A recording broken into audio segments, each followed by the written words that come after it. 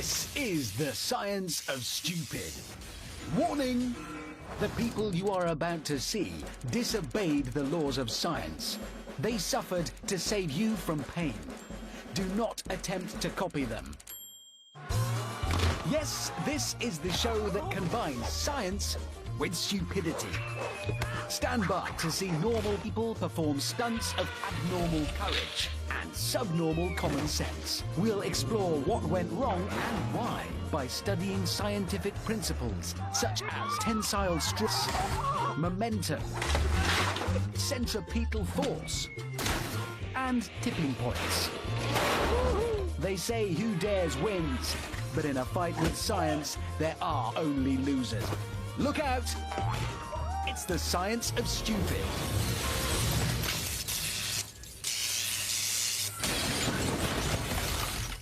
In this show, we'll see 3 kinds of friction. That was one. The relationship between stretch and speed. And we'll reveal some hard facts on centrifugal force. Really hard ones. But first, this.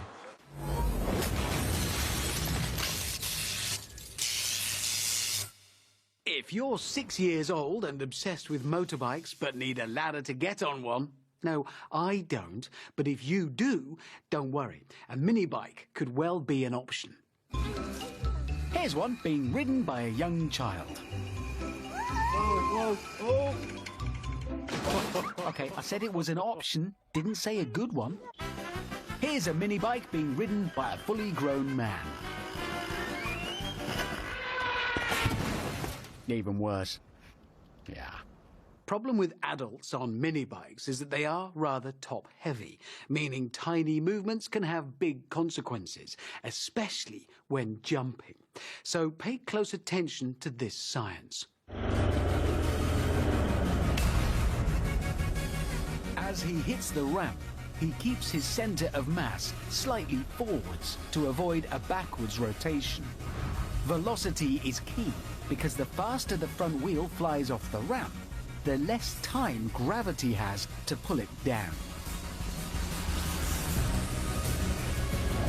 As he lands, he leans forwards to keep his center of mass over the base for a stable landing. So the first thing is to approach that ramp with plenty of velocity.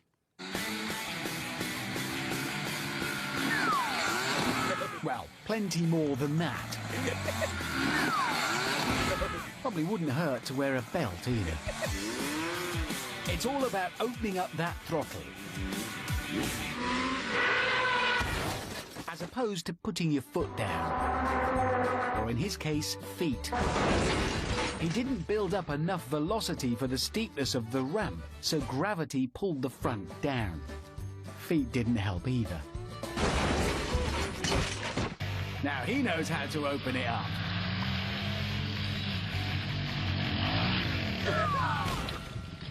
That's not what I meant. Yeah! Having built up a heap of velocity, a sudden bump caused a backwards lean, resulting in an unsightly rotation. Yeah! Yeah, he's over the moon. Remember, normal-sized adult, toddler-sized bike. So when that bike hits the ramp, the rider only needs to lean forwards a little. And I mean a little. That was a little too forwards. What is it about belts? I mean, wear one? This is such a terrible idea. Yes, it is. Yep, that's why we're here. Funny. Yeah! Well, I suppose he cleared the car. But his center of mass here is too far back and the bike is tilted back, so the rear wheel takes all the impact. Yeah! But not to worry. It's not as big, yeah! I'm amazed. I'm impressed. Really? I'm not so sure. This is gonna be awesome. I'll be the judge of that. Oh, friggin' right. Holy. Oh! Yep, rubbish. No, you're not. That proves it. Yep, a Major leaned backwards and his tiny bike became a bucking bronco. You okay? GoPro, bro. I'm just tired. No, that's cool, bro. Just tired. Just go to sleep. Everything will be okay. Just go to sleep. That's buddy. funny. Perceived wisdom is to bring people round, not put them to sleep. Good night.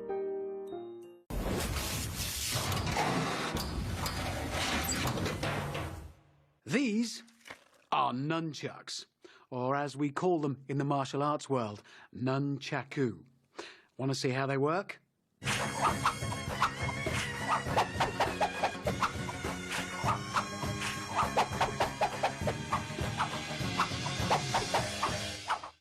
Yep, that's what I was doing just then.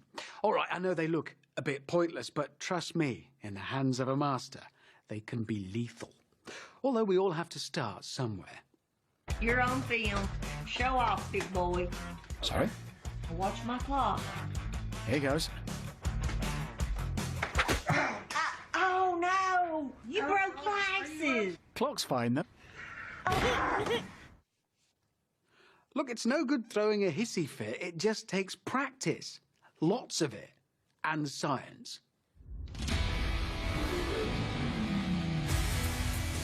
When he spins a nunchuck, a combination of the circular motion of the held end and the centrifugal force pulling the free end outwards causes it to rotate at increasing angular velocity.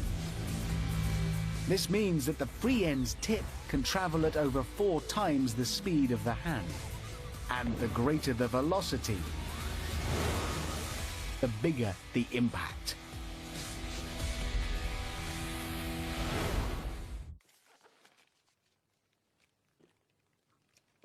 Right, masterclass over. Time to show us your skills. I have not done this in a while, okay, so here we go. Okay. I'm not sure that's traditional kung fu attire either, but crack on.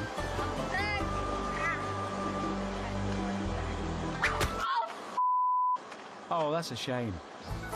Moving her hand at around 6 miles an hour meant centrifugal force accelerated the tip to about 20 miles an hour, resulting in a force equivalent to being hit by a golf ball at 70 miles an hour. Right, who's next?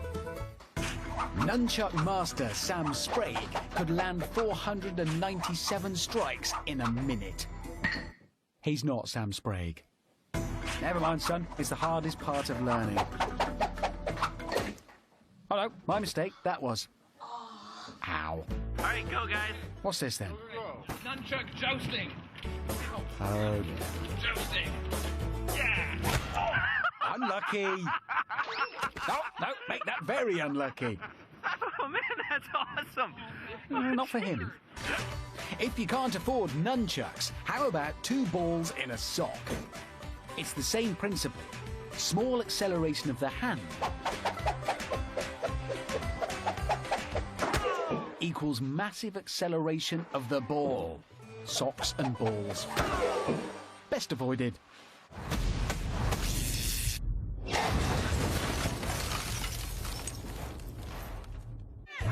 These people are competing to see who can finish their icy drink the fastest.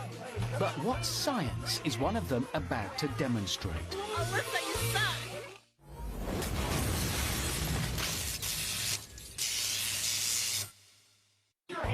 Did you guess the science we are about to see? It's sphenopalatine ganglion neuralgia. Or brain freeze for short. The ice-cold liquid cooled the blood vessels in her mouth, leading to extreme pain. This decreased blood flow to her brain, causing her to faint. You should see how she is with ice creams. Can we get paramedics to the DJ booth, please? Paramedics to the DJ booth, please.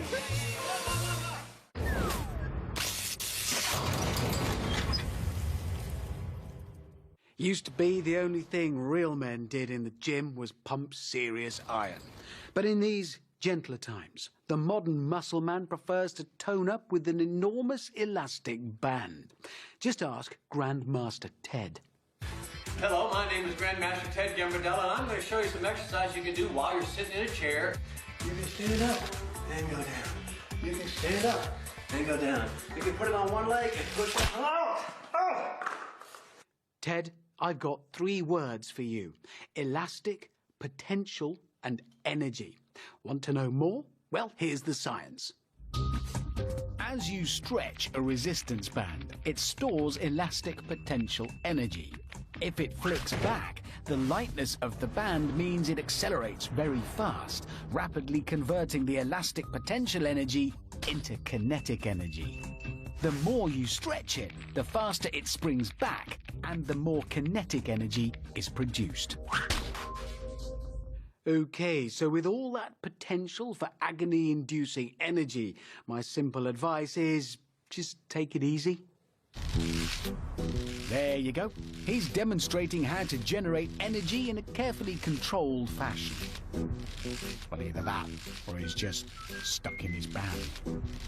Toilets are on the left, mate. Well, they say so, but are to the job. Apparently not. It's really a job for toes, is it? The greater the stretch, the more energy is stored, and the more energy is released. Right in the turn. Long stretch again, but instead of using his toes to keep the band place, he's some kind of clever device. Oh, not that clever though. I'd take it back to the knob. Big guns, chap, but don't overdo it. 100 rep sets. How many? 100 rep sets. What? 100 rep sets. Oh, that's a lot. In your face. Yeah. Nope. In your face. Just 1 rep, then. These bold pioneers are testing out elasticity on a larger scale. Remember, the greater the stretch, the faster the snap. And did you know if you double the speed, you get 4 times the energy too? I think I need to be up there more because it's not... Yeah. Oh, 4 times. Oh! And an unimaginable amount of pain.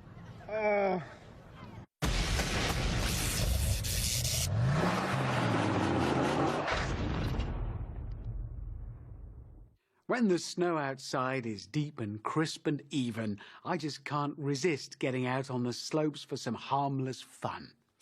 But there are other kinds of fun. That was so sweet. Yeah, less so for him, I suspect. So, tubes and snow may be a recipe for fun, but they can also be a recipe for disaster. And here's why. A tube moves fast over snow because of the low coefficient of friction between the 2 surfaces. On a 30-degree hill, a tube can accelerate twice as fast on snow as on grass. As velocity increases, so does momentum. If the tube hits an obstacle, it can stop the tube. But thanks to inertia, that momentum can keep him going in the same direction at the same speed. Now, that low friction is partly due to a thin layer of water on the snow lubricating the surface. And it can lead to a speeding tuber having more kinetic energy than an M16 bullet. So, mind how you go. Because the more momentum you have, the harder it is to stop. And then the harder your friends laugh when you don't. Oh my God. So it helps to find something to slow you down. Something as opposed to someone. Try something a bit more solid. See? That works. And so does inertia. The steep mound meant a sudden loss of momentum for his tube, whilst he carried on. At 14 miles an hour. You alright, big guy? That was a bit personal. Steeper hill, more momentum. So how about a little more friction to slow you down gently? There you go. Wasn't gentle, but it did do the trick.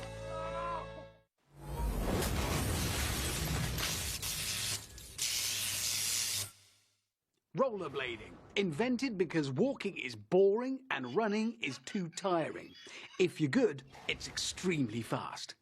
And going fast is great.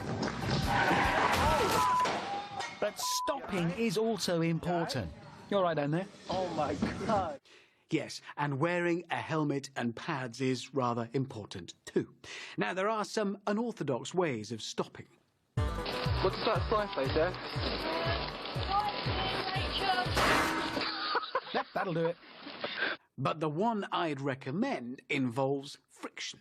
In fact, rollerblading is about 3 types of friction. Rolling friction, the low amount of friction you get when you're just freewheeling along. Static friction, the high amount of friction when you catch your blade at a nasty angle, sending you head over heels. And sliding friction, which works like this. To brake, he needs to increase the friction between foot and ground. He does this by angling his back blade at close to 90 degrees and dragging it along the ground, allowing sliding friction to slow him down gradually. This is called a T-stop.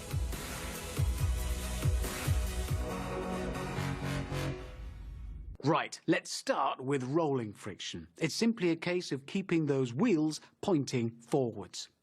That's it, just follow your friend. Oh, I don't think that was rolling friction. You see, by changing the angle of her blade, she ended up with static friction. It works better if you use your back foot, and even better if you do actually want to brake. Ah, no, he's got it. He can even do tricks. And the crowd goes wild! Yeah, it's just you, mate. How about another go? Oh, okay, maybe that was pushing it.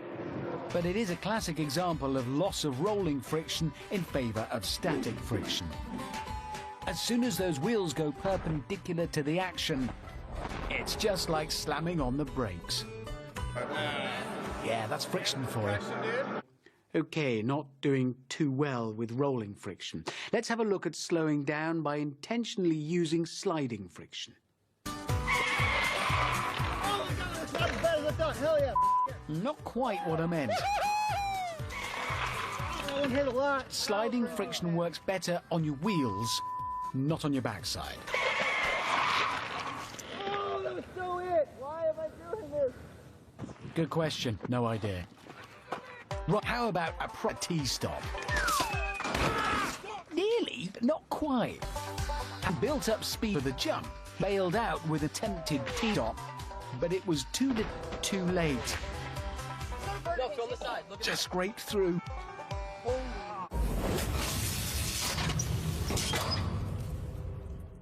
Much as I love volleyball, I have to admit I am more of a spectator than a player. But then spectating does have its moments.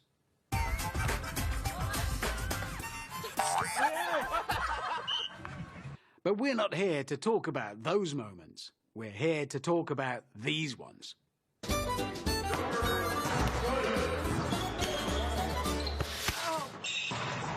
Funny thing to celebrate.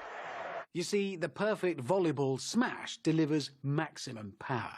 How you get that power and where it ends up depends a lot on something called the kinematic chain. And this is how it works. Once in the air, he twists his body and rotates his arm around shoulder. This ensures maximum energy is transferred through a series of links in his body, known as a kinematic chain. He strikes the ball on the downwards trajectory to increase velocity and hits it with the solid part of his hand, which absorbs less of the momentum than his flexible fingers.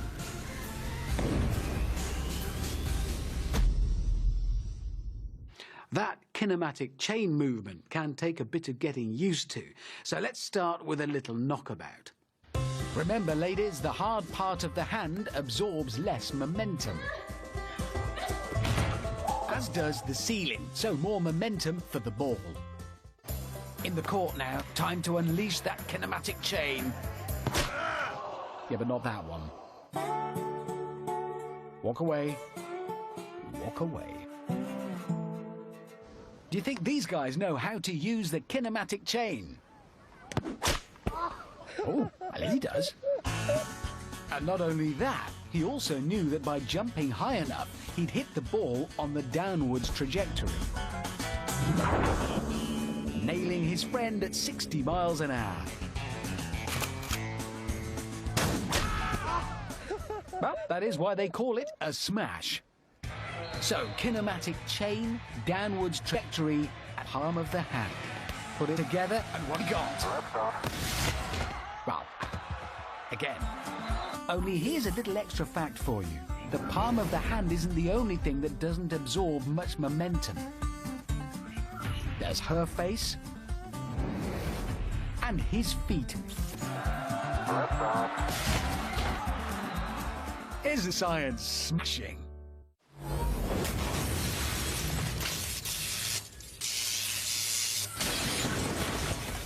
That's your lot for now. If you've any sense at all, you won't attempt any of the stunts you've just seen. But I'm afraid you will see a load more on the next Science of Stupid.